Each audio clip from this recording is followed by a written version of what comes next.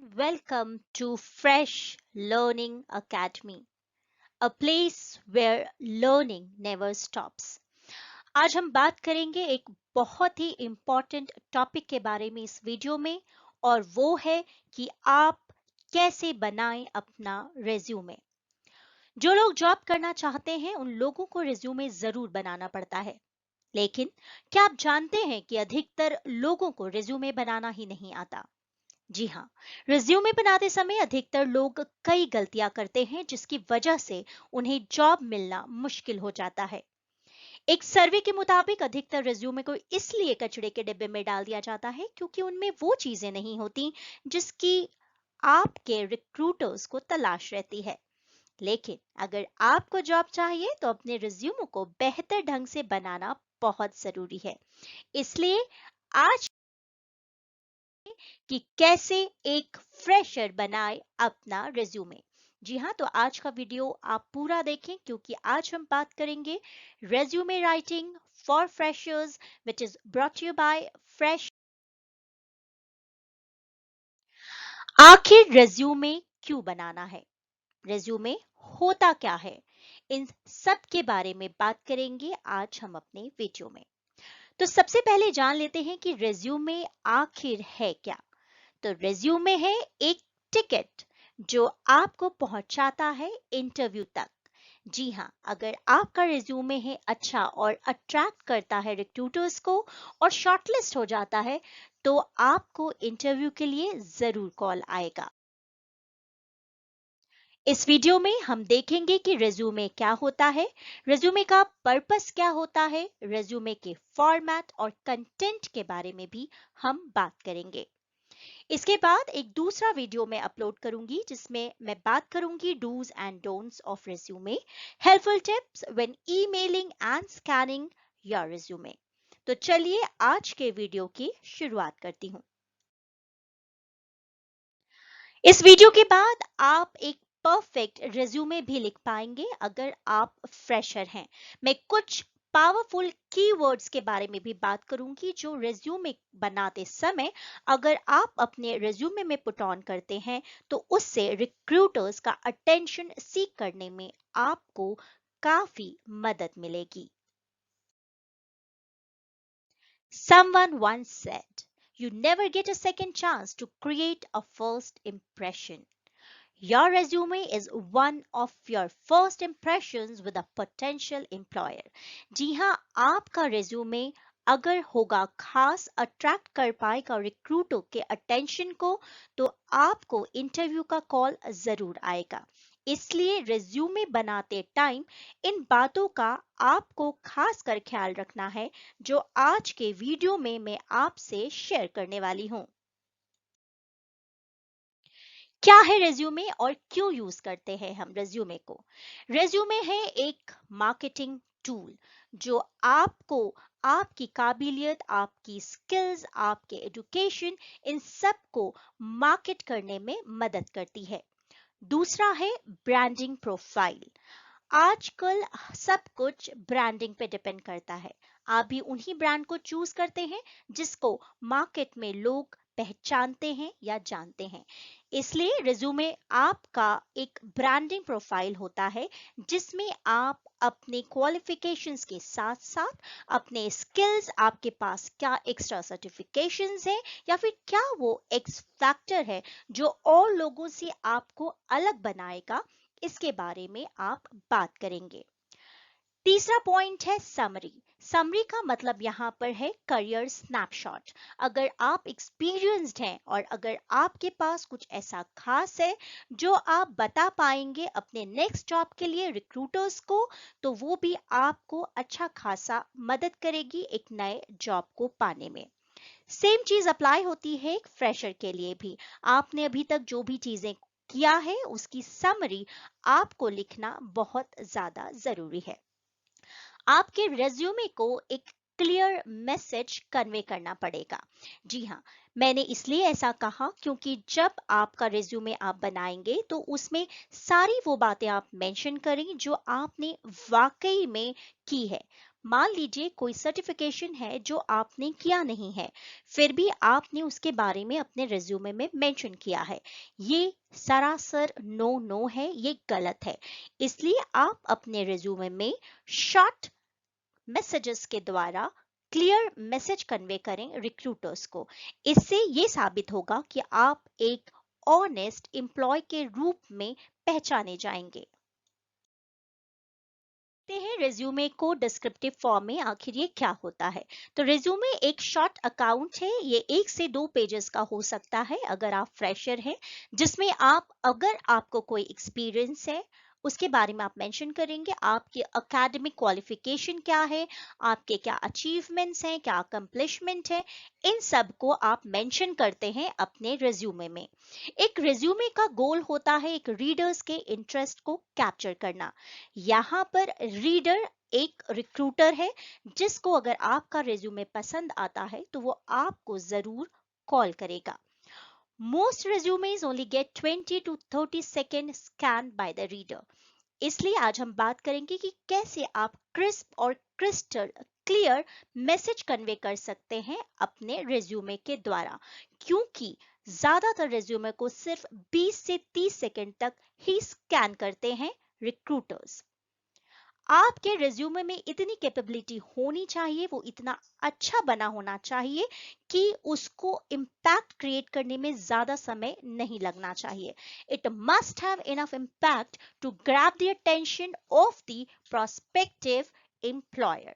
तो इन सारी बातों का आपको खासकर बहुत ध्यान रखना है।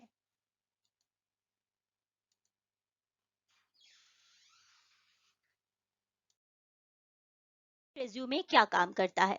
रेज्यूमे एम्प्लॉयर को ये सारी बातें बताने में मदद करता है, क्योंकि एम्प्लॉयर जानना चाहता है कि आप उनके लिए या उनकी ऑर्गेनाइजेशन के लिए, उनकी कंपनी के लिए क्या खास कर सकते हैं। What can you do for me? How can you improve my operations? Can you make me money? क्या आप कंपनी को प्रॉफिट दिला सकते हैं? क्या आप कंपनी के ग्रोथ में मददगार साबित हो सकते हैं? क्या आप एक असेट हो सकते हैं कंपनी के लिए? क्या आप कंपनी का टाइम सेव कर सकते हैं? क्या आप कंपनी के कस्टमर्स को सेटिस्फाइड और हैप्पी रख सकते हैं? तो ये सारी बातें हैं जो एम्प्लॉयर्स आपसे जानना चाहता है। इन्हीं सब बातों को ध्यान में रखते हुए अगर आप अपना रिज्यूमे क्रिएट करेंगे तो वो काफी इम्पैक्टफुल होगा और इससे आपके बहुत ज्यादा चांसेस बढ़ जाएंगे इंटरव्यू के लिए कॉल आने में। अब बात करते हैं कि what resume should do. Resume को क्या करना चाहिए? Your resume must show the skills you have. आपके रिज्यूमे में आपके अंदर क्या काबिलियत है, क्या स्किल्स हैं, ये सारी बातें कन्वे करना जरूरी है। It must demonstrate your success. Achievement और अकम्पलिशमेंट आपका क्या रहा है, ये बात अगर आप अपने रिज्यूमे में डेमोन्स्ट्रेट करेंगे तो ये काफी अच्छा इम्पैक्ट डालेगा। It should convey clear message. जैसे कि हमने पहले स्लाइड में भी बात की कि रिज्यूमे को एक क्लियर मैसेज कन्वे करना पड़ेगा। आपके रिज्यूमे में ऐसे कोई वर्ड्स नहीं होने चाहिए, ऐसे कई लंबे सेंटेंसेस नहीं होने चाहिए जो रिक्रूटर्स को कंफ्यूज करे। फॉर एन एग्जाम्पल, अगर आप मार्केटिंग प्रोफाइल के लिए अप्लाई कर रहे हैं और उसमें आप अपने टीचिंग एक्सपीरियंस के बारे में मेंशन कर रहे हैं तो ये गलत होगा, क्योंकि उससे एक क्लियर मैसेज रिक्रूटर तक नहीं पहुंच पाएगा। सबसे जरूरी बात कौन से हैं वो must have sections in a resume. यहाँ पर हम बात करेंगे एक फ्रेशर के रिज्यूमे की। तो आइए देख लेते हैं कौन से वो सेक्शन है जो आपके रिज्यूमे में होना ही चाहिए। यहाँ पर एक बात पर आप ध्यान दें कि रिज्यूमे का फॉर्मेट अलग अलग हो सकता है, पर जिन सेक्शंस के बारे में मैं आपको बता रही हूँ ये सेक्शंस काफी इंपॉर्टेंट है। और आप किसी भी तरह का फॉर्मेट अगर चूज कर रहे हैं, कोई भी टेम्पलेट यूज कर रहे हैं अपने रिज्यूमे के लिए, पर ये सेक्शंस को आप जरूर अपने रिज्यूमे में इंक्लूड कीजिए। फर्स्ट है हेडर, जहां पर आप अपना नाम और कॉन्टैक्ट इंफॉर्मेशन मेंशन करेंगे। फॉर एन एग्जाम्पल, आपका नाम अगर XYZ है तो आप सबसे ऊपर लिखेंगे XYZ, उसके बाद आप लिखेंगे अपना ईमेल आईडी जो कि अल्फा न्यूमेरिक इन नेचर होगा। आपका जो ईमेल आईडी होगा वो प्रोफेशनल होना चाहिए, ना कि loveme@gmail.com, lucky@gmail.com।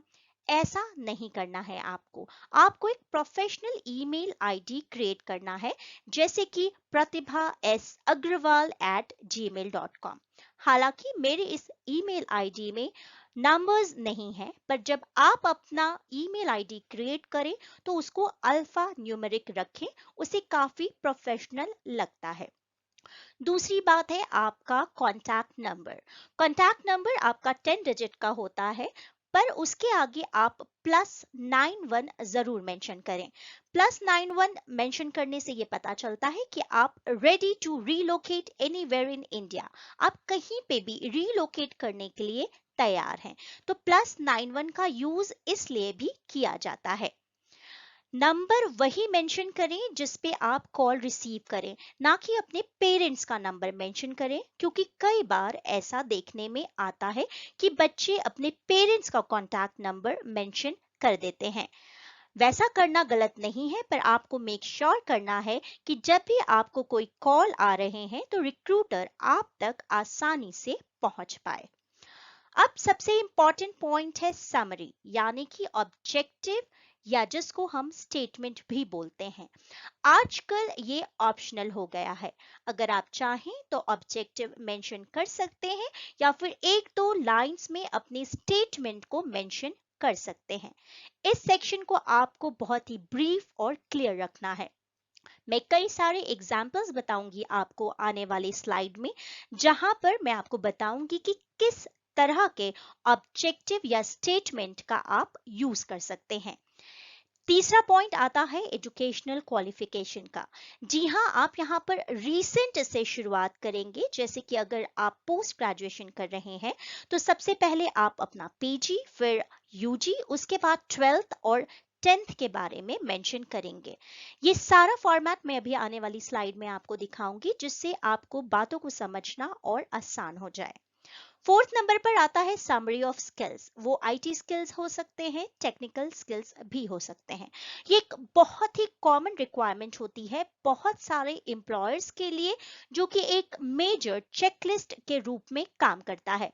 अगर आप इंजीनियरिंग पोजीशन के लिए अप्लाई कर रहे हैं तो बहुत जरूरी है कि आपको लैंग्वेजेस के बारे में पता हो, आपके अंदर जो भी टेक्निकल क्वालिटीज हैं वो आपके अंदर रिक्रूटर देखना चाहता है। दूसरा बहुत जो इम्पोर्टेंट सेक्शन है वो है सर्टिफिकेशन का, या फिर इसको हम इंटर्नशिप भी बोल सकते हैं। अगर आपने कहीं इंटर्नशिप किया है तो आपको वो इंटर्नशिप के डिटेल्स मेंशन करना है। कोई भी अगर आपने एक्स्ट्रा कोर्सेज आपने कुछ किया है अपार्ट फ्रॉम योर स्टडीज, आपने कोई सर्टिफिकेशन किया है, तो उसके बारे में आप इस सेक्शन में मेंशन करना ना भूलें। ये एक बहुत ही अहम सेक्शन है जिससे ज्यादातर सवाल पूछे जा सकते हैं। सिक्स्थ है रेलेवेंट प्रैक्टिकल एक्सपीरियंस। यहाँ पर आपको लग रहा होगा सर्टिफिकेशन और प्रैक्टिकल एक्सपीरियंस में क्या फर्क है। तो देखिए, सर्टिफिकेशन से तात्पर्य ये भी है कि अगर आपने कोई भी जगह कोई सेमिनार अटेंड किया है, कोई वर्कशॉप अटेंड किया है, वहां से कुछ सीखा है, तो वो सर्टिफिकेशन के बारे में आप ब्रीफ में मेंशन कर सकते हैं। पर अगर आपने कोई काम खुद किया है, जैसे कि कोई लाइव प्रोजेक्ट किया है या कोई डिसर्टेशन बनाया है, और आपको उसके बारे में रेलेवेंट एक्सपीरियंस है, प्रैक्टिकल एक्सपीरियंस है, तो आप उसको इस सेक्शन में मेंशन करेंगे। अब बात आती है कि कैसे बताएं रिक्रूटर्स को कि आप हैं बहुत ही खास। तो यहाँ पर आपको बात करनी है अकम्पलिशमेंट और अचीवमेंट के बारे में। आपको अपने अचीवमेंट्स को बहुत ही क्लियरली डिफाइन करना है, और अगर आप चाहें तो उनको थोड़ा सा एक्सपैंड भी कर सकते हैं, जिस भी पोजीशन के लिए आपने अप्लाई किया है उसके हिसाब से।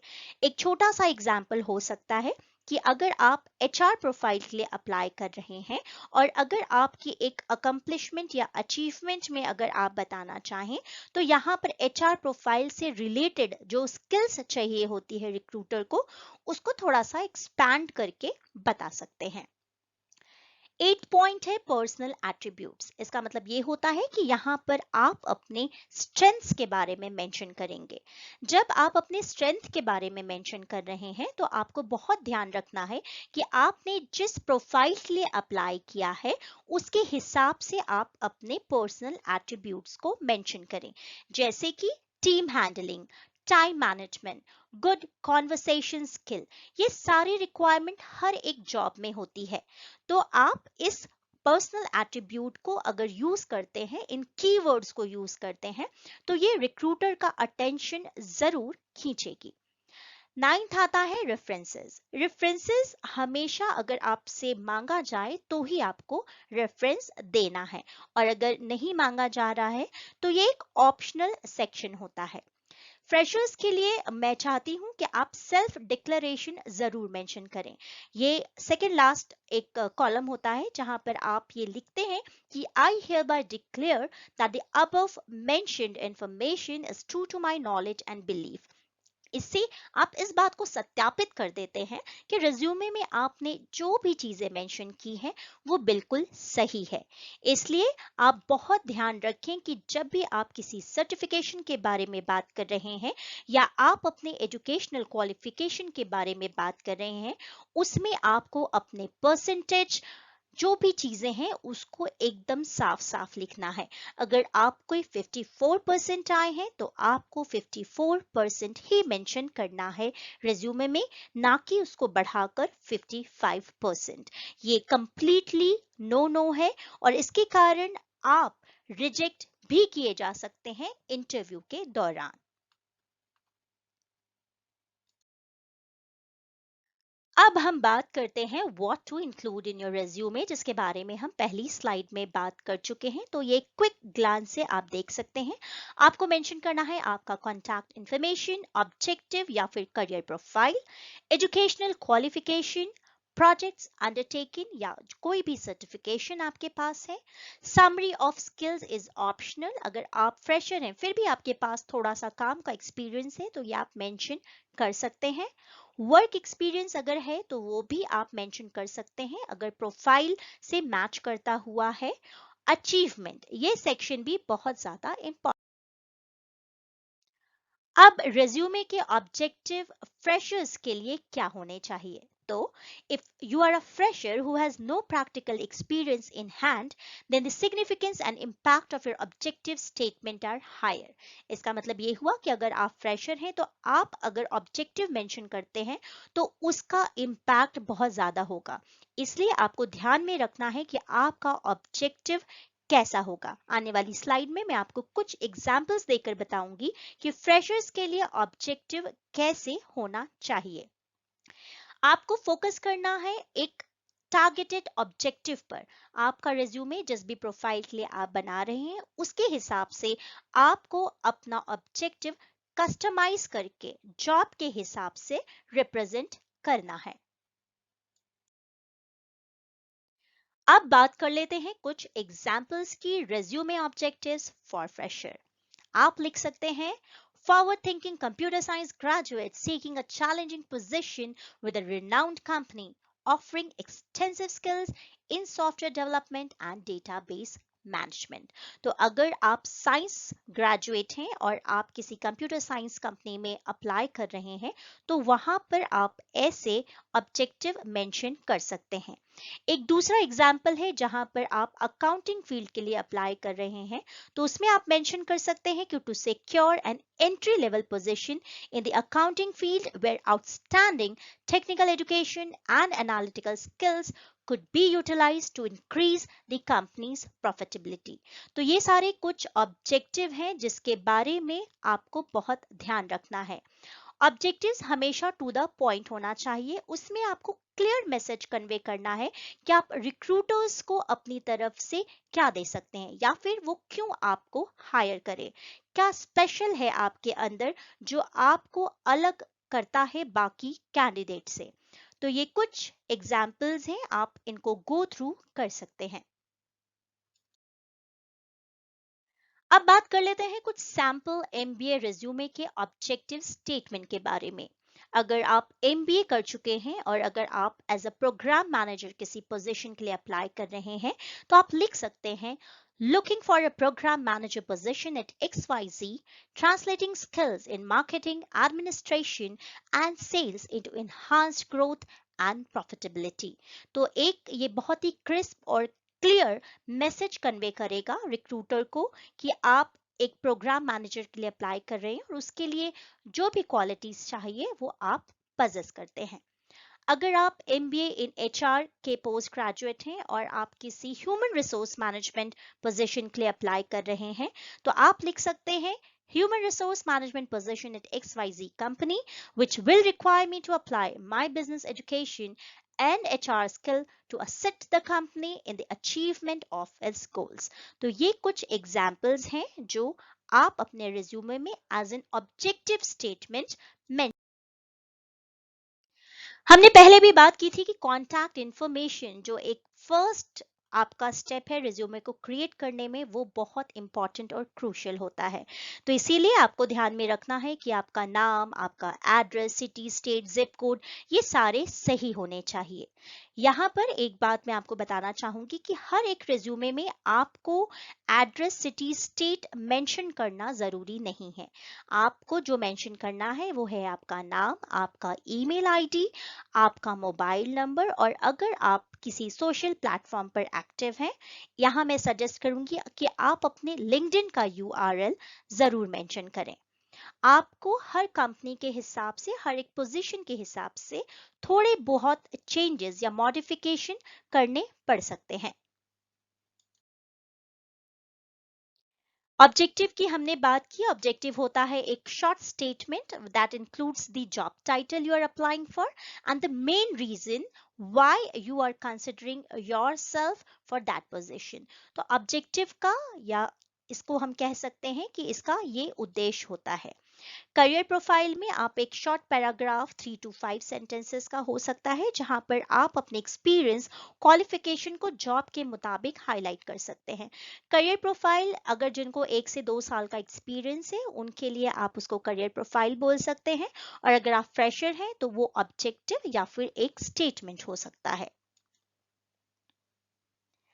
हाउ विल यू के लिए आपको ऑब्जेक्टिव काफी अच्छे से करना पड़ेगा। अब बात करते हैं एजुकेशन की। एजुकेशनल क्वालिफिकेशन में आपके पास जो भी डिप्लोमा, डिग्री, सर्टिफिकेट है, उसमें आपके कॉलेज का नाम, यूनिवर्सिटी का नाम, स्कूल का नाम, ईयर ऑफ पासिंग, परसेंटेज यानी कि मार्क्स ऑब्टेन्ड, इन सब के बारे में मेंशन करना है। आप इसकी शुरुआत रीसेंट आपका जो आप क्वालिफिकेशन है उससे कर सकते हैं, जैसे कि एमबीए, बीबीए, 12th और 10th। इस तरीके से आपको अपना एजुकेशनल क्वालिफिकेशन मेंशन। जो बहुत इंपॉर्टेंट सेक्शन है वो है skill related to the job you are seeking, या फिर जिसको हमने स्ट्रेंथ या की अकम्पलिशमेंट, ये मैं पहले स्लाइड में आपको बता चुकी हूँ। तो इसमें आप उन्हीं स्किल्स को इंक्लूड करें जो डायरेक्टली रेलेवेंट है जिस जॉब के लिए आप अप्लाई कर रहे हैं। आपके स्ट्रेंथ, अकम्पलिशमेंट को भी आप उसी प्रकार से हाईलाइट करेंगे।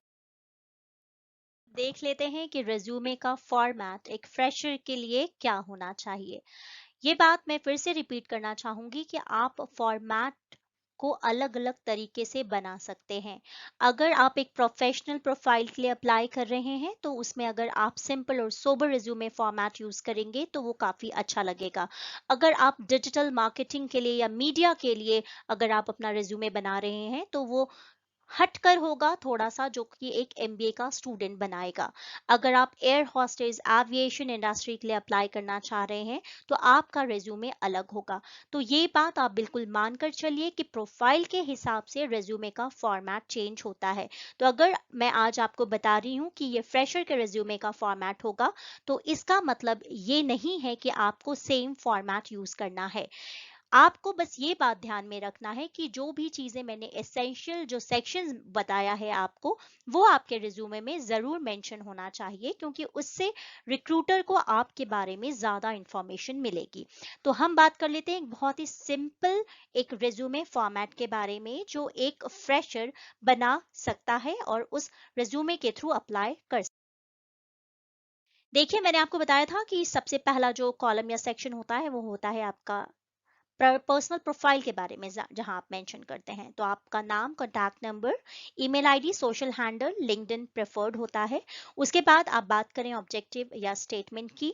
उसके बाद आप बात करेंगे अपने एजुकेशनल क्वालिफिकेशन की। वहां पर सबसे पहले आप मेंशन करेंगे आपका रीसेंट डिग्री या कोर्स, ईयर जब आप कर रहे हैं या ईयर ऑफ पासिंग, उस संस्था का नाम जहां से आपने वो कोर्सेज या वो एजुकेशन किया है, बोर्ड यूनिवर्सिटी का नाम मेंशन करना भी अच्छा है। और मार्क्स अगर आप सीजीपीए में लिखना चाहते हैं तो सारे जगह आप उसको सीजीपीए में कन्वर्ट करके लिखें, और परसेंटेज में लिखना चाहते हैं तो वो भी सही है। पर कोशिश ये करें कि फॉर्मेट एक जैसा हो। ऐसा ना हो कि कहीं पर आपने लिख दिया 55%, कहीं आपने लिख दिया 6.7 सीजीपीए, तो ये उतना अच्छा नहीं लगता है देखने में। फिर बहुत इंपॉर्टेंट सेक्शन है जहां पर आप बात करेंगे अपने कंप्यूटर स्किल, आईटी स्किल या टेक्निकल स्किल के बारे में। ये डिपेंड करेगा कि आप किस प्रोफाइल के लिए अप्लाई कर रहे हैं। अगर आप अकाउंटेंट के लिए अप्लाई कर रहे हैं तो वहां पर आप कंप्यूटर स्किल्स को हाईलाइट कर सकते हैं, आईटी स्किल को हाईलाइट कर सकते हैं। अगर आप इंजीनियरिंग पोजीशन के लिए अप्लाई कर रहे हैं तो वहां पर अपनी technical skills, C plus plus, Java, क्या कुछ आपने सीखा है लैंग्वेजेस के बारे में, उसके बारे में मेंशन कर सकते हैं। बहुत इंपॉर्टेंट जो सेक्शन है वो है प्रोजेक्ट, इंटर्नशिप और सर्टिफिकेशंस का। ये आपको ज़रूर मेंशन करना है जितने भी। और मैं ये बिल्कुल नहीं कहूँगी कि आप 10-12 सर्टिफिकेशन उसमें मेंशन कर दीजिए। वही सर्टिफिकेशन मेंशन कीजिए या वही इंटर्नशिप के बारे में आप बताइए जो उस जॉब के लिए रिलेवेंट है। जो आता है वो आता है अकम्पलिशमेंट या अचीवमेंट का। इसमें भी आपको ये ध्यान में रखना है कि one first prize in music competition, one second prize in rangoli competition, salad decorating competition, ये सारे वो अकम्पलिशमेंट नहीं हैं जो प्रोफेशनल लगते हैं। यहाँ पर अगर आप कुछ ऐसे प्रोफेशनल अकम्पलिशमेंट के बारे में बात करेंगे जो जॉब के साथ सिंक होता हो तो वो ज्यादा ठीक रहेगा। फिर आप बात करेंगे अपने पर्सनल क्वालिटीज या एट्रीब्यूट्स के बारे में, जैसे कि time management skill, team handling, leadership, good communication skill, इन सब के बारे में आप बात कर सकते हैं। सेकेंड लास्ट सेक्शन जो कि पर्सनल डिटेल्स का है, यहाँ पर आप फिर से अपना नाम या अपना एज मेंशन नहीं करेंगे, क्योंकि आपने पहले ही अपना नाम ऊपर के कॉलम में जब हमने रिज्यूमे बनाना स्टार्ट किया था तब आप मेंशन कर चुके हैं। तो यहाँ पर पर्सनल डिटेल्स में आप लिखेंगे अपना डेट ऑफ बर्थ, उसका फॉर्मेट होगा MMDDYY, father's name, mother's name, languages known, आपको कौन सी लैंग्वेजेस आती है तो यहाँ पर आप इंग्लिश, हिंदी, आपको कोई और अगर रीजनल लैंग्वेज आती है, और अगर आप किसी मार्केटिंग प्रोफाइल के लिए अप्लाई कर रहे हैं, सेल्स के लिए अप्लाई कर रहे हैं, तो वहां पर अगर आपको कोई एक एक्स्ट्रा लैंग्वेज आती है तो ये काफी ज्यादा मददगार साबित होगी रिक्रूटर्स को आपको सेलेक्ट करने के लिए। ये आपको एक एज देगा ओवर अदर कैंडिडेट्स। उसके अलावा आजकल ब्लड ग्रुप भी प्रेफर किया जा रहा है, आप अपना ब्लड ग्रुप मेंशन कर सकते हैं। और अगर आप चाहें तो वहां पर अपने हॉबीज के बारे में, एक या दो हॉबीज के बारे में मेंशन कर सकते हैं। फ्रेशर के लिए एक चीज बहुत इंपॉर्टेंट है, वो है last section of the resume, वो है सेल्फ डिक्लेरेशन। आप यहाँ पर रेफरेंसेस तभी प्रोवाइड कीजिए जब आपसे पूछा जाए या रेफरेंसेस मांगा जाए।